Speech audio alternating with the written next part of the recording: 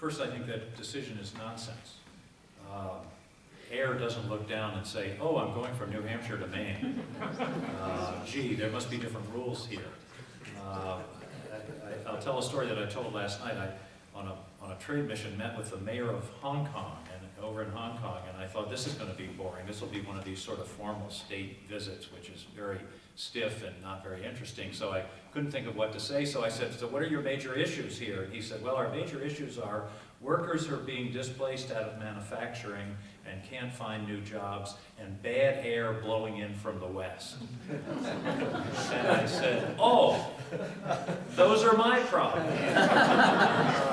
So this is a worldwide problem, and I think maybe that within that funny story is what we're talking about here. Air movement, and we've fought this, Ed knows, all through my administration. And here's another story. We had a notification of a cement plant being built in upstate New York, and the expert who was hired to testify on behalf of the cement plant actually said at the hearing, don't worry about the air emissions. By the time they get to the ground, they'll be in Maine. So I immediately fired off a note to Governor Pataki saying, you know, this isn't going to do.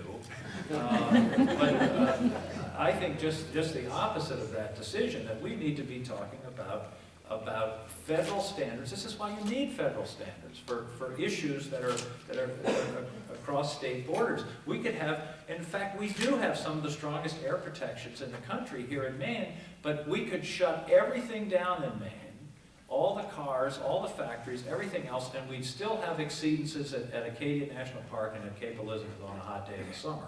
Why? Because of what's coming. We're at the end of the tailpipe, and what's coming from the upper Midwest and Massachusetts. And so I think we've got to have, the EPA has got to have a trans-state border jurisdiction in these kinds of cases. There's really, calling this a state issue is just myopic at best.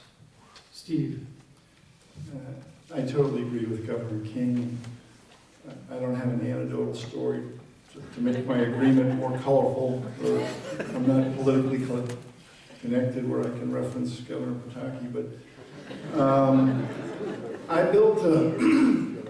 I recently built a campus in Falmouth with a little itty bitty sign in front of it, and we made the decision to put in solar power. We made the decision to put in radiant heat. We made the decision recently to have only the second electric vehicle charging station. All these things have to do with, as a private company, making decisions relative to the environment. Last night, as chairman of the Yarmouth Town Council, I worked with my other councilors until about 11 o'clock last night, working on a new energy policy for Yarmouth that'll involve putting solar on our public works building. We're also doing something relative to the Royal River and looking at removing dams. I couldn't agree more about the bigger issue to me is this concept that keeps coming up, and it comes up in the presidential politics and state, this idea of federalism versus statism, this idea that the power should go to the states as if the states have some sort of divine wisdom because the country was divided up into 50 modules, as opposed to drilling down to by county, by town. I do think there's appropriate separation in terms of the different hierarchy of government. But when it comes to clean air, when it comes to Food and Drug Administration, when it comes to public safety policy, where 40 years ago, I remember as a kid the whole idea of seatbelts. It was absurd. Airbags 30 years ago, everything basically that Ralph Nader ever did. We always went through these phases why the federal government shouldn't get involved. And all the big companies said, well, if you force us to have seatbelts, we'll put people out of work. And all the arguments, time tells, history tells, it's idiotic logic. So when it's something as simple as this, I'd like to see common sense prevail. And so I do support Clean Air Act, and I do think that there should be, it should allow to be enforced across state lines. Thank you. Danny? Well, I do support it also. I think interstate commerce is involved here, so I think Congress has the right to be involved. And I think the EPA is the organization that they put in place to do that. And there has been landmark decisions indicating that EPA does have a right to regulate, such as Whitman versus American Trucking, which had to do with the 1990 portion of that act. So I agree with everything everyone's saying here, and to make sure that we are competitive between the states and make sure it's fair, and that not any one state is being overburdened with these regulations. So I think that needs to be addressed also.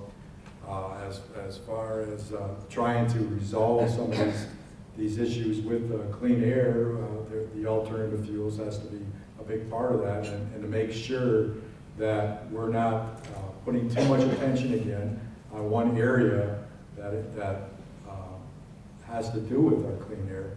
And one thing that our government could be doing right now is converting our vehicles over to compressed natural gas, which if our federal government did that, and we had enough refueling stations to make it privately affordable, then that in itself would lower our emissions dramatically. So there's certain things that we can push along here that I think aren't being addressed properly. The rest of the world is doing things like putting refueling stations around their countries, Brazil, India. Ironically, one of the most advanced in this area is Iran and Pakistan. So I think we're missing a boat when it comes to things that are effective, that will definitely draw down our emissions and safety with regards to clean air. And compressed natural gas is one of those. Cynthia. Well, again, some great answers, none of which I disagree with. I certainly recognize the importance of separating the federal government from the states and allowing states to have sovereignty over a lot of issues that they should. But when it comes to clean air, I clearly and strongly support a national standard. I can't imagine Governor LePage governing, putting out regulations that are going to protect Maine's kids from bad air. I trust Ed Muskie over Paul LePage in this regard. And thanks to Ed Muskie, we do have the Clean Air Act, and I think it should be protected. And I think one of the big fights in Congress is there's sneaky ways to sort of emasculate the EPA when it comes to the budgetary process. And so as Maine's next United States Senator, I will make sure that not only does the EPA have the authority, but has the funding to back up that authority. Just to add some different topics to the discussion, it's really important that we recognize that when we negotiate trade agreements, the one role of the United States Senate is to ratify trade agreements, and a lot of these trade agreements, we have to be very careful that they don't prevent our ability to enforce the Clean Air Act. There are clauses in some trade agreements that essentially give big corporations the right to make a claim if our environmental regulations somehow cut into their profit. And so when it comes to clean air and federal regulation, we also have to be mindful in this global economy that our trade agreements have to be specific to make sure that we maintain the authority under the Clean Air Act to enforce the EPA rules. And then finally, I would just suggest that as a state representative, in my first term, I was really proud to vote for the Regional Greenhouse Gas Initiative, which I think could be used as a model, as a pilot project to expand it nationally, to reduce carbon and to hopefully clean up the air even more. Andrew. Yes, this decision is just a tiny bit daft. I don't know how many of you live on the coast, but I remember the big pokey infestation of the 90s. And you can just imagine towns squabbling over, well, we don't have to clean it up because the stink is just going over there. And that's kind of the mentality you're dealing with in these states. Surely, one of the roles of the federal government set out by the Constitution is interstate trade, and reducing the quality of life across the state because you can't be bothered to clean up your own air is surely falls under the remit of the federal government. However, that said, the EPA is not the be-all and the end-all, and there are aspects of their behavior which do hurt business and which stifle American economic growth. However, there are ways of dealing with them, and it may shock people, I agree with Cynthia on this, that we shouldn't throw out the baby with the bathwater, as it were, and completely kill the EPA just because they err in certain areas. There should be better government oversight, and there should be clearly delineated the things that they are meant to do, and those things which one could deem as meddling, shall we say. I also like to congratulate this organization for recognizing tidal power. Yet again, a lot of libertarians, they think we hate all kinds of alternative energy. But tidal power seems to be logical if you live off the coast, if you have a big tidal basin off the coast. And after all, unlike wind power, you get power when the water is coming in, and you get power when the water is going out. And it happens all the time, it's constant. So I think that's a wonderful thing. And I'm very, very impressed that this organization recognized the growth in tidal power and the fact that Maine has a wonderful role in it.